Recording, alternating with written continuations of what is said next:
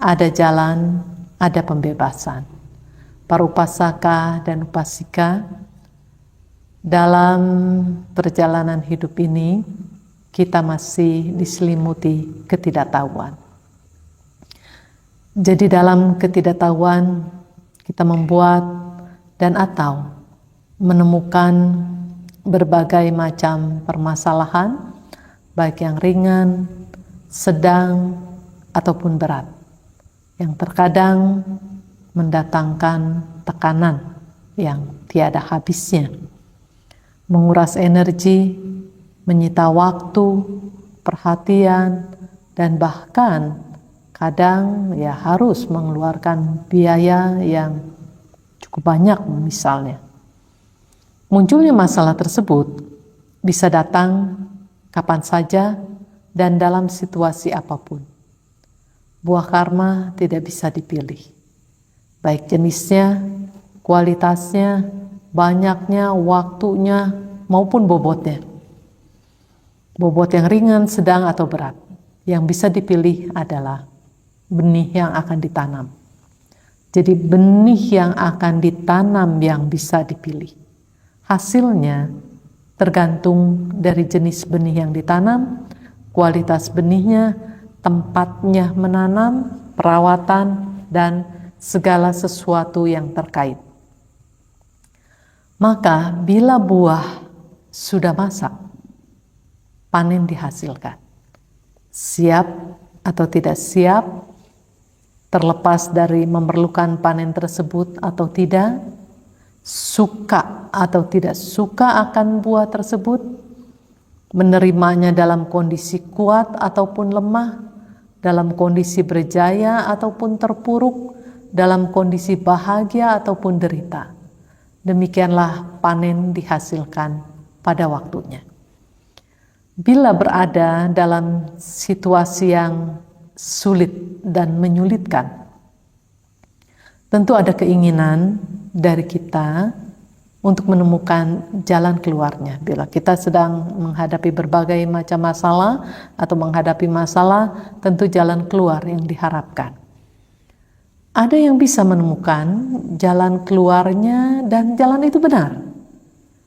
Ada yang nampaknya menemukan jalan keluar tetapi masuk ke dalam kondisi yang istilahnya gali lubang tutup lubang. Nah, mari kita berusaha untuk tidak menambah potensi munculnya berbagai macam permasalahan dan derita dalam hidup ini. Maka kita sepatutnya melaksanakan prinsip-prinsip kemoralan. Dengan kata lain, sudah sepatutnya kita menjalankan sila. Karena dengan menjalankan sila berarti tidak membuat potensi munculnya kondisi-kondisi baru yang buruk, yang menakutkan, yang mengkhawatirkan, yang mencekam, yang menguras energi, dan lain-lain. Juga para upasaka dan upasika, kita memerlukan pengetahuan, pengalaman, dan kemampuan, serta pertemanan yang baik. Oleh karena itu, sepantasnya lah kita tekun dalam belajar dari pengalaman, belajar dari menimba ilmu, dengan sosmed terutama sekarang bisa kita lakukan, belajar dari bertanya pada guru, atau bila bertemu dengan orang-orang bijak, kita bisa bertanya dan belajar dari orang-orang yang bijak. Kita harus aktif dalam mengembangkan potensi positif dengan penuh semangat dalam belajar, penuh semangat dalam mengejar hal-hal yang bermanfaat, seperti menjalankan sila, tekun dalam pelaksanaan meditasi. Dengan demikian, seiring dengan berjalannya waktu, kebijaksanaan yang amat sangat kita butuhkan akan muncul dan berkembang dalam batin kita masing-masing. Untuk apa kebijaksanaan itu? Untuk dapat memahami Dhamma. Kita memerlukan Dhamma. Kita memerlukan kebijaksanaan. Dan kita perlu paham apa itu Dhamma. apa itu kebenaran, sehingga pandangan kita tidak keliru. Kalau pandangan kita keliru, itu bahaya untuk kita. Jadi kita harapkan kita bisa perlahan tapi pasti memasuki ke pandangan yang benar. Dengan demikian, kita dengan bijak dalam mengambil langkah-langkah kehidupan menuju jalan yang benar. Kebajikan-kebajikan yang menopang perjalanan hidup dan kehidupan kita masing-masing. Kita berjalan dengan mantap serta tekun dalam melaksanakan apa yang harus dilaksanakan, sehingga apa yang diharapkan bisa menjadi kenyataan, dan terutama yang kita harapkan munculnya ketergugahan dalam batin ini. Para upasaka dan upasika, kita sangat berkepentingan ketergugahan ini muncul. Untuk apa? Untuk menyimak dengan baik dan serius dari apa yang Buddha ajarkan. Jadi muncul ketergugahan yang sangat kuat bahwa kita harus belajar apa yang Buddha ajarkan. Kita harus memahaminya, kita harus mempelajarinya dengan kesungguhan, dengan keseriusan. Untuk itu, sekarang mari kita simak Anguttara Nikaya kelompok 3, urutan yang ke-105. Para biku, jika tidak ada kepuasan di dunia ini, maka makhluk-makhluk tidak akan menjadi terpikat padanya. Tetapi karena ada kepuasan di dunia ini, maka makhluk-makhluk menjadi terpikat padanya. Jika tidak ada bahaya di dunia ini, maka makhluk-makhluk tidak akan menjadi kecewa terhadapnya. Tetapi karena ada bahaya di dunia ini, maka makhluk-makhluk menjadi kecewa terhadapnya. Jika tidak ada jalan membebaskan diri dari dunia, maka makhluk-makhluk tidak akan dapat terbebas darinya. Tetapi karena ada jalan membebaskan diri dari dunia, maka makhluk-makhluk dapat terbebas darinya. Selama para biku, makhluk-makhluk tidak mengetahui secara langsung sebagaimana adanya kepuasan di dunia sebagai kepuasan, bahaya sebagai bahaya, dan jalan membebaskan diri sebagai jalan membebaskan diri, maka mereka belum terbebaskan dari dunia ini dengan para dewa, Mara, dan Brahma, dari populasi ini dengan para pertapa dan Brahmana, para dewa dan manusia. Mereka belum terlepas darinya, belum terbebas darinya. Juga mereka tidak berdiam dengan pikiran yang bebas dari penghalang. Tetapi ketika makhluk-makhluk telah mengetahui secara langsung sebagaimana adanya kepuasan di dunia sebagai kepuasan, bahaya sebagai bahaya, dan jalan membebaskan diri darinya sebagai jalan membebaskan diri, maka mereka telah terbebaskan dari dunia ini dengan para dewa, Mara, dan Brahma, dari populasi ini dengan para pertapa dan Brahmana, para dewa dan manusia. Mereka telah terlepas darinya, terbebas darinya, dan mereka berdiam dengan pikiran yang bebas dari penghalang. Demikianlah para upasaka dan upasika. Kesalahan-kesalahan yang kita lakukan selama ini karena ketidaktahuan kita dalam menyikapi segala sesuatu, sepatutnya kita menyikapinya sebagaimana adanya. Tapi yang sering dilakukan bila mendapatkan bahwa sesuatu itu menyenangkan, yang terjadi kemelekatan. Jadi begitu ada sesuatu yang menyenangkan, muncul kemelekatan terhadap hal-hal yang menyenangkan itu, sehingga menggenggamnya dengan kuat.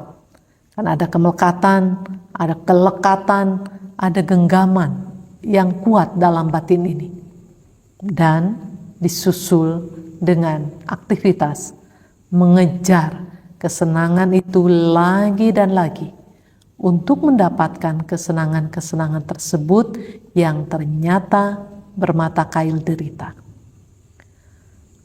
Anehnya begini, walaupun kita sudah punya pengalaman, walaupun sudah merasakan kail derita itu, sesuatu itu menyenangkan, tapi ada mata kail deritanya. Sudah tahu, sudah merasakan, sudah mengalami, karena kebodohan atau karena keserakahan tetap terpikat pada kesenangan-kesenangan tersebut. Jadi inilah di antara penyebab munculnya permasalahan-permasalahan, ratap tangis, kesedihan, penderitaan-penderitaan yang kita alami. Para upasaka dan upasika, untuk tidak terpikat pada hal-hal seperti itu, mari kita belajar menerima kesenangan sebagai kesenangan. Tahu ini sesuatu yang menyenangkan sebagai sesuatu yang menyenangkan, tetapi tidak ada kewajiban untuk melekatinya gitu. Tidak ada kewajiban untuk lengket, untuk menggenggamnya. Tahu ini kondisi menyenangkan, iya, tapi tidak ada kewajiban bagi kita dari dalam batin ini untuk melekatinya. Jadi bukan sebagai sesuatu yang patut dikejar dan bukan sebagai sesuatu yang patut digenggam. Begitu juga dengan melihat sesuatu yang mengandung bahaya, mari kita menyikapinya sebagaimana adanya. Bahaya sebagai bahaya. Jadi sesuatu yang mengandung bahaya, kita lihat sebagai sesuatu yang mengandung bahaya. Bukan memunculkan penghalang-penghalang atau rintangan-rintangan. Karena begitu melihat sesuatu yang bahaya, bisa saja dari dalam batin kita ini muncul penghalang-penghalang dan rintangan-rintangan. Misalnya apa yang muncul?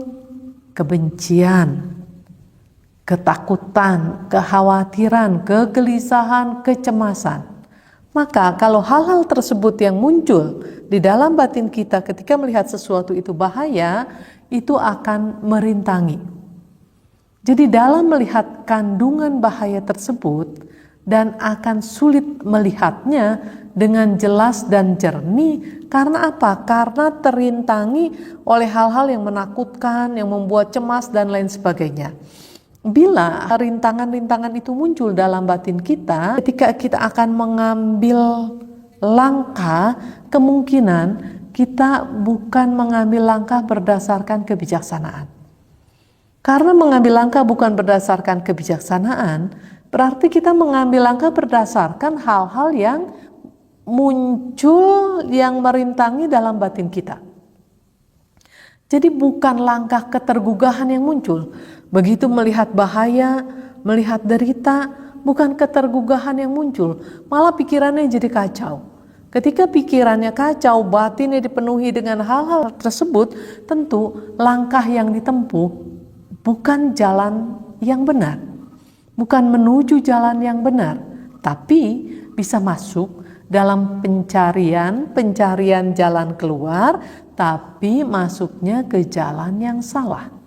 Nah, para upasaka dan upasika, munculnya keterpikatan pada sesuatu yang menyenangkan dan mengandung bahaya di dalamnya, bukannya belum ada dalam batin kita ini. Jadi munculnya kebiasaan, keterpikatan terhadap hal-hal tersebut, ini bukannya belum ada, bukannya akan ada, tapi sudah ada dan akan nambah lagi gitu. Dan kelekatan yang ada di dalam batin ini, kalau kita perhatikan, bukannya kelekatannya itu asal-asal nempel gitu, bukan. Kelihatannya kelekatannya ini sangat kuat sekali, sehingga menjadi kebiasaan. Kebiasaan yang sudah mendarah daging, kebiasaan yang buruk, kebiasaan yang merugikan diri sendiri dan pihak lain. Yang parahnya kondisi itu sudah dianggap tindakan itu sebagai tindakan yang benar, tindakan yang patut dilakukan. Contoh, kita lihat aja dalam kenyataan sehari-hari ya. Misalnya para upasaka dan upasika dalam menjalankan sila berdasarkan suka-suka, biasanya ya, tapi tidak semua. Kelihatannya sebagian menjalankan silanya itu berdasarkan suka-suka. Untuk kasus-kasus tertentu dilanggar, untuk kasus-kasus tertentu dijalankan. Jadi tidak punya ketetapan hati gitu. Kalau punya sesuatu yang mantap, ini pasti bukan berdasarkan suka-suka gitu ya, bukan berdasarkan kasus-kasus tertentu gitu. Nah, misalnya begini, merasa sila tidak bisa dilaksanakan untuk segala hal katanya, maka dengan yakin bahwa untuk kasus-kasus tertentu sila tidak perlu dijalankan. Ini saya seringkali, ya kita semua ya seringkali dengar, seringkali, oh ayah kalau dalam hal ini sila bisa dijalankan, kalau dalam hal ini sila tidak bisa dijalankan. Padahal tidak demikian. Justru sila ini diajarkan, diturunkan, diarahkan, itu artinya bisa dijalankan dan memang harus dijalankan di dalam kehidupan hari-hari sehingga sudah menyatu gitu di dalam batin kita menjadi kebiasaan yang baik. Bukan sebaliknya, bukannya kebiasaan yang buruk yang menjadi laten dan menjadi kebiasaan yang otomatis gitu. Tindakan-tindakan itu keluar. Tapi seharusnya sila itu, kemoralan itu yang menyatu di dalam batin kita dan menjadi landasan kita bertindak. Kalau berdasarkan suka-suka, artinya pelanggaran sila yang dikerjakan gitu. Misalnya gini, dalam arti kalau kasus-kasus tertentu ini nggak bisa dijalankan, sila udah terkonsep demikian, berarti yang dikerjakan apa? Ya pelanggaran sila yang dikerjakan. Nah, coba ingat, sebagaimana yang tertera di dalam Samyutta Nikaya bab 12 urutan 41, melanggar sila itu artinya menciptakan musuh-musuh yang menakutkan, yang artinya menciptakan permasalahan dalam kehidupan sendiri. Jadi melanggar sila menciptakan permusuhan, dan musuhnya itu sudah tidak ada jarak karena menyatu menjadi satu kesatuan di dalam batin ini. Nah, para upasaka dan upasika, kenapa terjadi pelanggaran sila? Karena ada keberpihakan pada sesuatu yang memikat, yang mengandung bahaya. Jadi walaupun terkadang walaupun sudah tahu itu ada bahayanya, tapi karena memikat, ya dikerjakan juga gitu. Dan nanti buahnya berbuah pahit, buruk akibatnya. Tahu itu, menangis kita ketika menerima akibat dari buah perbuatan-perbuatan yang salah itu, tapi besok lusa bisa dikerjakan lagi. Karena apa? Karena ada keberpihakan kepada sesuatu yang memikat dan belum bisa melepaskan diri dari keterpikatan terhadap sesuatu yang mengandung bahaya. Jadi kita punya masalah karena kelekatan terhadap sesuatu yang mengandung bahaya di dalamnya. Itu masalah kita. Hal ini tidak lepas dari loba, dosa, dan moha yang masih terus hidup dalam batin ini. Kita harus tahu para upasaka dan upasika, dalam batin ini loba, dosa, dan moha masih terus hidup. Ada dan hidup.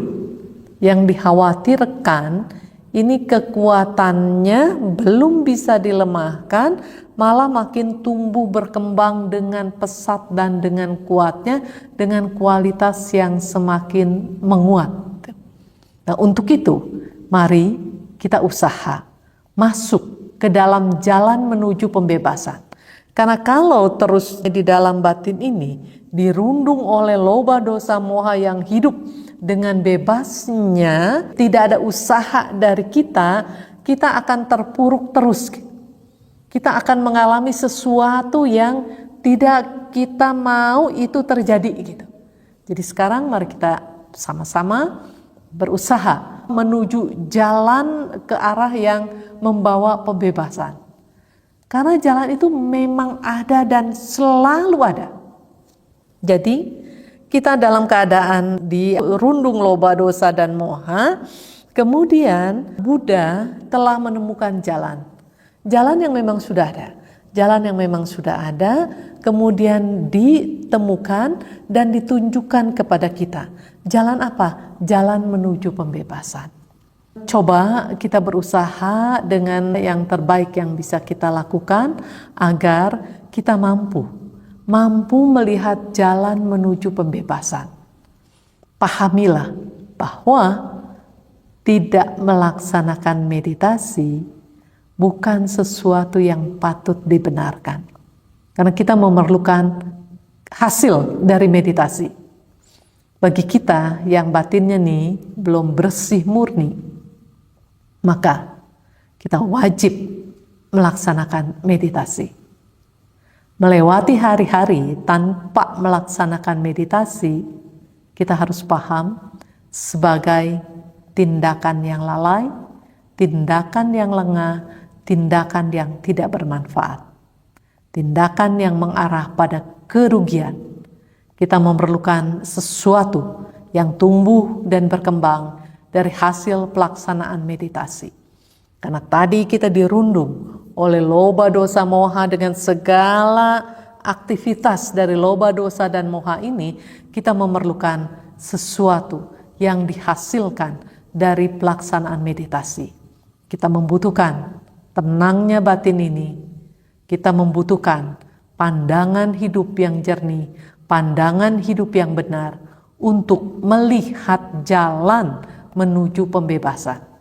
Bagi yang melihat jalan itu, maka ia dapat masuk ke jalan pembebasan. Para upasaka dan upasika, ingat, ada jalan menuju pembebasan dari segala derita. Mari kita fokuskan langkah kita menuju jalan pembebasan. Demikianlah apa yang dapat saya sampaikan.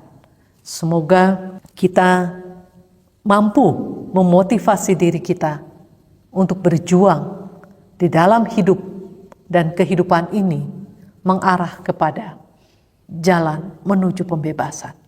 Karena kita merasa belum terlepas dari derita.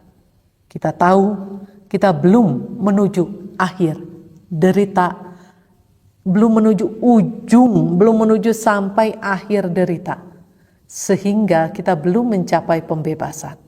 Kita belum mencapai pembebasan sejati. Oleh karena itu, mari langkah kehidupan kita arahkan terus dengan konsentrasi yang ditunjang dengan kesadaran bahwa jalan yang telah ditunjukkan oleh Guru Agung kita sepatutnya kita perjuangkan untuk menempuhnya, dan sepatutnya kita berada di dalam jalan itu. Terima kasih atas segala perhatian, atas segala kerjasamanya yang baik. Semoga semakin hari mata batin kita semakin terang, batin kita semakin bersih, sehingga kita mampu melihat apa yang sepatutnya kita lihat. Terima kasih, selamat malam, Namo Buddhaya.